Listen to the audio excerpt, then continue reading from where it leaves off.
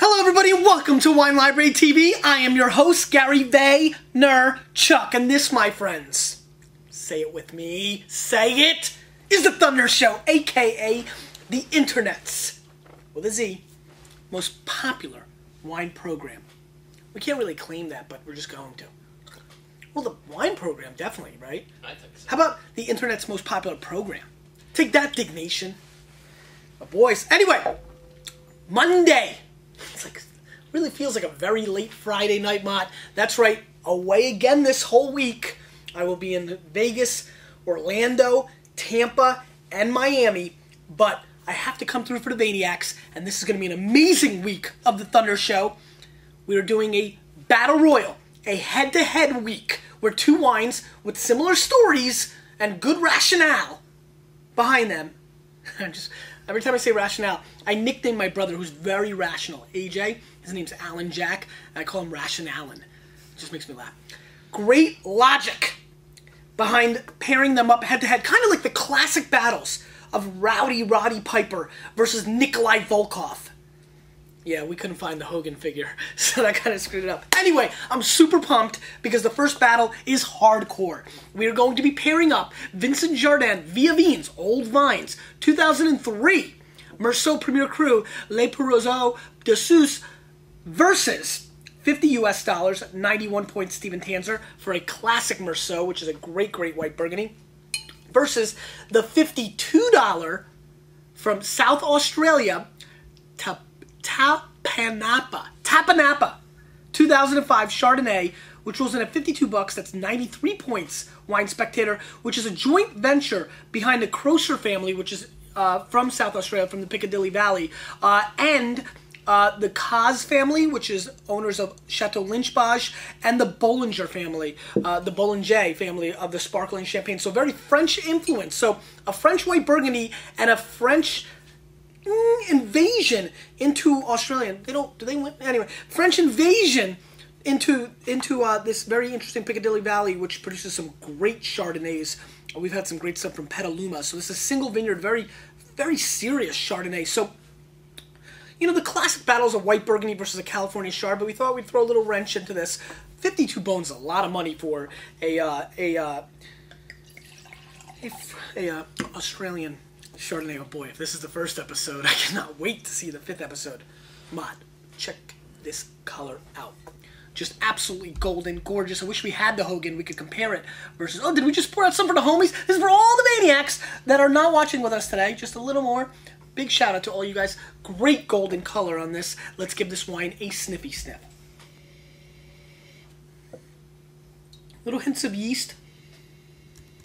Nice little butter. Almost like a really butter-infused Brussels sprout component, which is kind of interesting.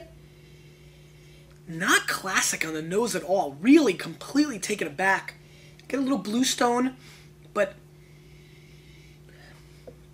pretty disappointing nose. Let's give it a whirl.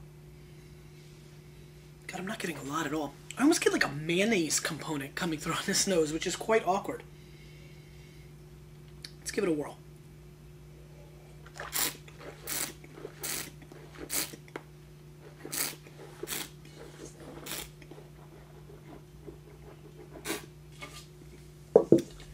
Again, 2003, very hot vintage. The alcohol is a little high. Man, I was really 14%.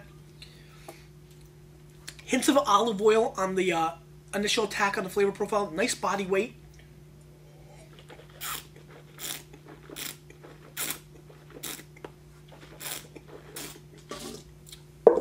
Wow. I'm not into this wine. I find it flabby. I really struggle with the finish. It's extremely acidic and disjointed, awkward at best. There's some apple-pear combos going throughout this wine. A little rounded butter, almost like cheap fake butter from popcorn.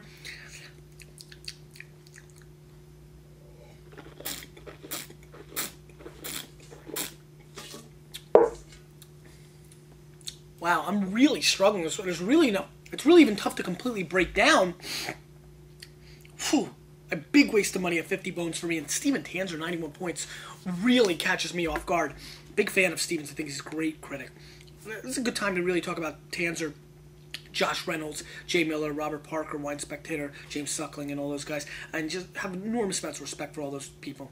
And obviously, we all have our own different palates. To me, this is an 81.1 wine. I mean, I wouldn't pay $15 from the Macon for this wine. This is really disappointing. I find it extremely hot and extremely disjointed. And I'm going to tell you right now, Tapanappa is going to... if we're doing the boxing theme this week, which is what I'm doing, the wrestling theme, I mean, Tapanappa, all they have to come in there and throw, a couple jabs, and it's going to easily walk away with the victory here. Wouldn't that be... wow. What a shocking start to Battle Royal Week. I mean, I am in, disbelief. All right, clearly a much lighter... I mean, right, Mott? Yeah. From a color standpoint, it's redonkulous. Much lighter, almost non-Chardonnay-like in color. Mott, you like this, right? Look at this. I got skills, man. I got skills. Mad skills. Mad skills. Some people like riding on their bikes or whatever. I'm like, yeah, you want to roll with me? You want to go? You want to go? Sniffy sniff. All right, I think we're going to have to come back tomorrow and tape because either I'm completely off, which I don't think so. I actually tasted less wine today than normal.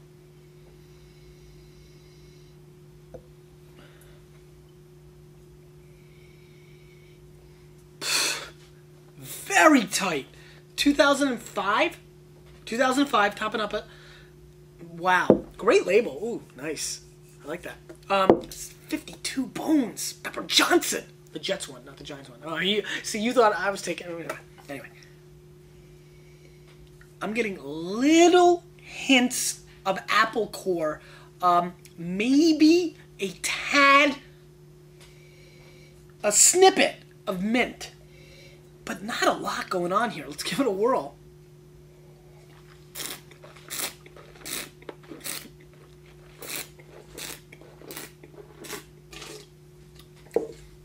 Neither wine brought a lot of oak, which is good in a way. I get a little pineapple core in this wine. It's got nice acidity. It's got good balance. It's got some weight to it. It's not bad.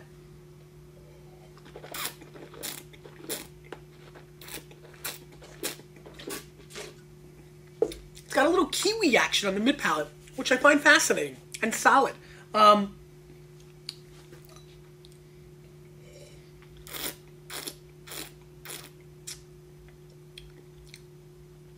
Good acidity throughout, well made. But to be really honest with you, which is how we like to roll in the Thunder Show, I don't know, I just felt like doing that. It's not killing me. I mean, I find it very basic. I'm actually becoming a bigger fan of Chardonnay of late, but this has really put me back a long time. It's like, I feel like, put me back. I feel like, a woman's activist, some woman was dressing raunchy and said, this is putting us back 20 years. These two Chardonnays have put Chardonnay back 10 years in my mind. Very lackluster. I mean, pretty boring. I mean, I really feel that I can roll into California or even a New Zealand Chardonnay kind of reminds me of that you can spend $20 for and it brings more thunder. To me, this is a basic 86-point Chardonnay, and really, this is one sad matchup. I'm really kind of sad. I'm worried that you're watching the show and saying that sucks, and I'm not gonna watch this week of crappy matchups. Hopefully, it's not gonna. We got some great wines. This is a very shocking turn of events. I mean, a 91-point Tanzer and a 93-point Spectator wine, and we can't get out of the 86-point zone, Mott. This is like me and Mott wrestling, in whichever one of us wins goes into the UFC tournament. We're not going to win in that tournament. Don't put any ideas in their head. Yeah, yeah, you're right. But this is like, if we're doing a battle royal, like WWF WrestleMania 4, was it? Tournament style. The winner is going to be the Tapanappa. Ding, ding, ding. Yay, Tapanappa.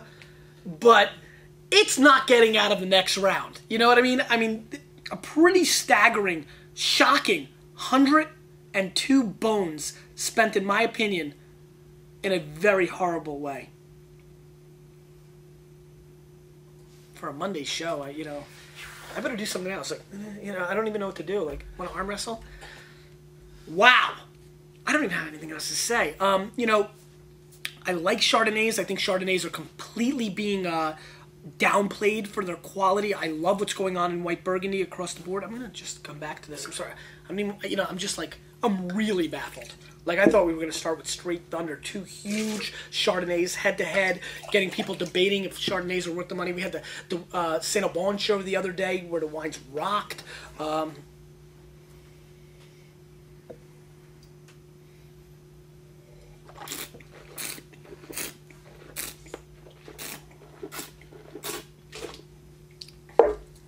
Might have been harsh on this. Maybe it's an 82-point wine.